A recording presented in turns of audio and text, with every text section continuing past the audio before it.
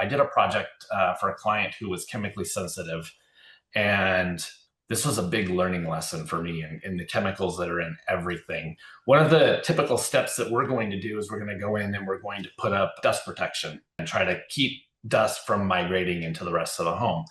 Part of that process is putting up the plastic. In order to put up the plastic, we have to put up tape. And we had blue tape that we had used on every project because that's what releases well off of the painted wall.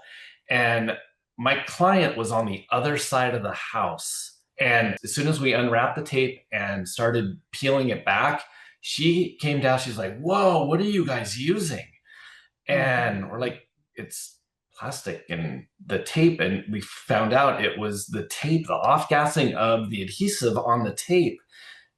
We had to figure out a totally different way to actually set up our dust protection on that project.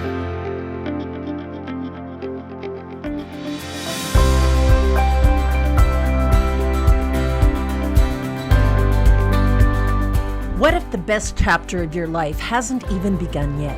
What lies within you is the power to live brighter, bolder, and truer than ever before. So welcome to Vivatude, where caregiving, connections, and career come into balance, and where your vitality, vision, and voice shines through. Because the revolution isn't out there, it's already within you. Welcome to Vivatude. Okay, everybody, welcome back. Tracy here with your Vivatude host. And I have Paul here from Pathway Design Construction. So on our break, Paul brought up, he wanted to bring up a really important point, which I'm looking forward to moving into. So Paul, what is that very important point? Yeah, so during our conversation so far, right, we've been talking about making this space accessible or safe for whoever it is that maybe is having the health issues, right? But I think it's also really important that we're also thinking about the caregiver as part of this safety.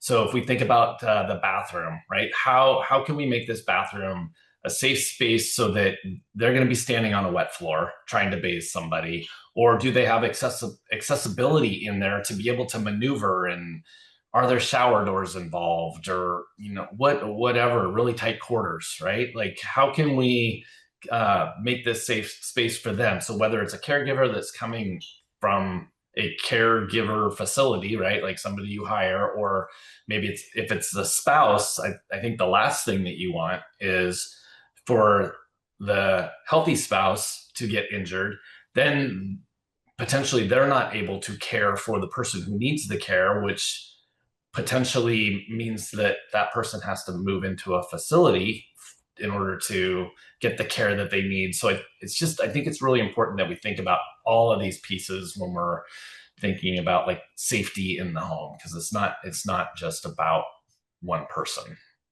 Such a good point. Exactly. Because when you think about someone needing maybe to transfer from a bed to a wheelchair, or they have to transfer, like you said, to the shower, and the odd angles that someone's body could be put into can hurt them. So as a personal trainer and a senior fitness specialist, I would bring up the fact that, can you move in a very safe way as you're caring for somebody? And those of you that are carers, you probably know exactly what we're talking about. Those of you listening, is that you can get put into a pretty rough position, and depending on the space. So absolutely. What is like the smallest project you've done, that has helped someone immensely? Let's talk about that, because I can think that some people think, oh, there's no way I can do anything with this space to make this work. So how can we look at it differently and not assume maybe that we can't do something about our own space?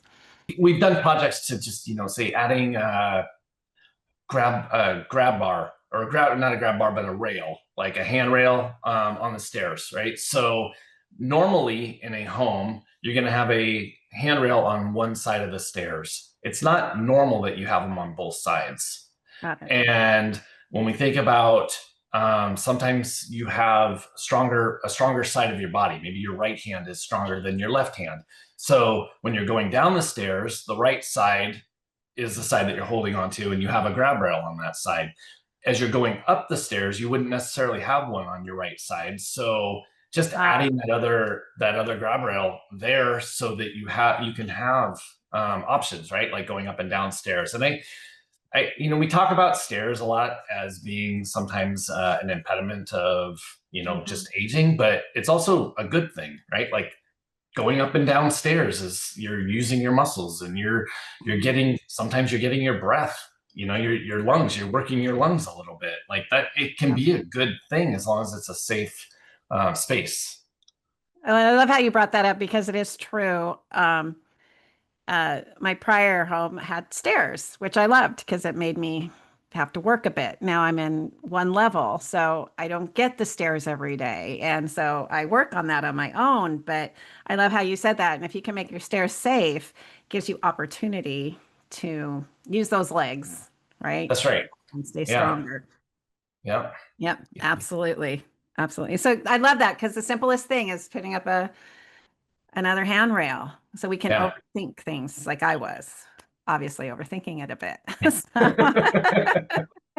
Anyway, what are some common misconceptions people have about aging in place or accessible design? And we kind of covered one that I had.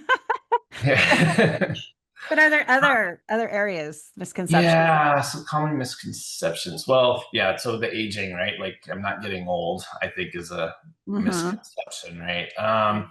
I think also, it's interesting when we think about aging in place, and a lot of this conversation is about health and safety. But I've also had clients come to me and say, "Gosh, I love my kitchen. I love to cook, and my grandchildren love to cook with me, but it doesn't. This kitchen doesn't function very well when I have them in here. Can we make some modifications to the kitchen so that I can cook with my grandchildren?" And trying to get a little 2 or 3-year-old, right, like up to the counter and help grandma make cookies or whatever. Like we've designed spaces like that, which is awesome because now they're in the space they love, and they're teaching, and they're getting to play with their grandchildren in a different way. And so I think it can be thought about a little bit differently as well.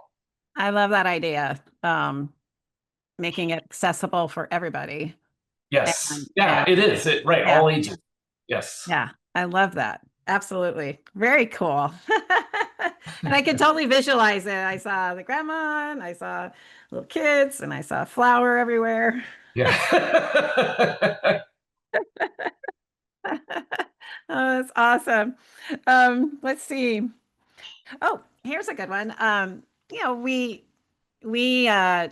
I love that your company is environmentally conscious. So how do you balance sustainability and the accessibility part of your projects? A lot of times when we're talking about aging in place, that there is a health aspect to maybe why we're talking about a project. So whether it's some sort of health condition. When I started my company, it was, again, I was a remodeling contractor, but I took a class with the American Lung Association called the Master Home Environmentalist class. It was a free thing, and we paid them back for the class by basically going out and doing community service. What I learned during that time is, as a remodeling contractor, I can have a positive impact on the occupants of the home, or I can have a negative impact. And a lot of that had to do with what we were bringing into the home, and the toxicity of some of the materials that we were bringing in. So when we're thinking about health, I like to kind of balance a little bit the materials that we're bringing in so that I'm not causing another issue for the occupants of the home that maybe hadn't been thought about, or somebody else isn't thinking about, because a lot of it is hidden in different types of flooring materials or the adhesives that get used to put those materials in. So and all of those can have very negative impacts on certain occupants of the home. I did a project for a client who was chemically sensitive, and this was a big learning lesson for me in the chemicals that are in everything. One of the typical steps that we're going to do is we're going to go in and we're going to put up dust protection. So we're going to basically contain ourselves in our workspace and try to keep dust from migrating into the rest of the home. Part of that process is putting up the plastic. In order to put up the plastic, we have to put up tape. And we had blue tape that we had used on every project because that's what releases well off of the painted wall. And my client was on the other side of the house, like completely opposite ends. And as soon as we unwrapped the tape and started peeling it back, she came down, she's like, "Whoa, what are you guys using?" And we're like, "It's plastic and the tape." And we found out it was the tape, the off-gassing of the adhesive on the tape. We had to figure out a totally different way to actually set up our dust protection on that project because it had that negative impact on her like right away before we even started anything. It's so amazing you brought that up. I'm one of those people, like I tell people, I'm the canary in the room. Yeah. If anyone's gonna smell it or experience something, it's me. And I've had that with blue tape. Like it's not as sensitive as hers, but I can smell it.